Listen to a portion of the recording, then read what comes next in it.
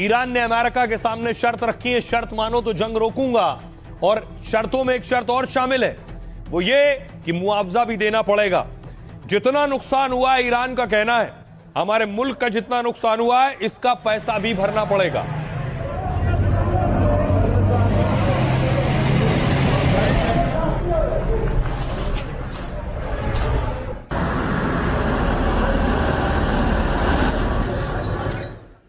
अब देखिए, जंग में नुकसान अकेले ईरान को नहीं हुआ, दुनिया के सबसे ताकतवर मुल्क को भी हुआ है।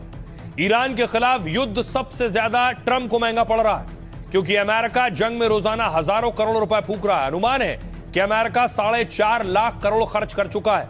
24 दिनों के युद्ध का यह आंकड़ा उस रिपोर्ट पर आधारित है जिसमें अमेरिकी संसद ने कहा था कि युद्ध के शुरू के 6 दिन में अमेरिका को करीब 1 लाख करोड़ रुपए से ज्यादा का खर्च आया है। ईरान से जंग लड़ने में इजराइल भी करोड़ों रुपए झोंक रहा है। इजराइल के वित्त मंत्रालय ने माना है कि इस हवाई युद्ध से हर हफ्ते करीब 27,000 करोड़ का नुकसान हो रहा है, यानी 24 दिन की जंग में 1 लाख करोड़ से ज्यादा का नुकसान हुआ। काम ठप से आमदनी भी कम हो गई है, बंद हो गई है, लेकिन हथियारों में पैसा खर्च हो रहा है लगातार। ईरान कह रहा है मुआवजा दीजिए। हथियार से ज्यादा इंफ्रास्ट्रक्चर का नुकसान हुआ ईरान को। ईरानी एजेंसी के मुताबिक 80,000 नागरिक ठिकाने तबाह हुए। तेहरान में 275 हेल्थ सेंटर, 498 स्कूल पर भी हमले हुए। ईरान के दागे सैकड़ों ड्रोन और मिसाइल भी हजारों करोड़ के हैं। न सिर्फ इजराइल, अमेरिका और ईरान, बल्कि दुनिया को नुकसान हो रहा है। तेल गैस सप्लाई ठप होने से अरबों डॉलर का नुकसान। एयरलाइंस कंपनियों का बाजार मूल्य 45 लाख करोड़ गिर गया है। ग्लोबल पेट्रोल प्राइसेस के मुताबिक 85 देशों में तेल के दाम बढ़ गए।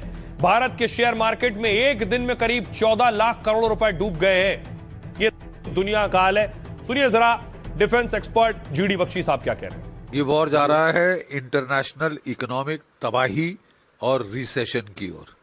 ठीक है साहब, अगर ईरान ने कहा था अगर आप मेरा तेल और गैस हिट करोगे, फैसिलिटीज, इंफ्रास्ट्रक्चर, तो मैं सऊदी अरेबिया, कुवैत, कतर, इन सब के गैस भंडार, तेल भंडार उड़ा दूंगा। तो इन्होंने फिर भी उसके बावजूद हिट किया। अमेरिका नहीं कर रहा था तो इजराइल ने घोड़े पे चढ़ के हिट कर दिया। और उनका कहना कि साहब इन्होंने हमारी हाइफा रिफाइनरी को ठोका है, वो धू धू करके जल रही तो हम नहीं छोड़ेंगे, तो वो भी चढ़ गए।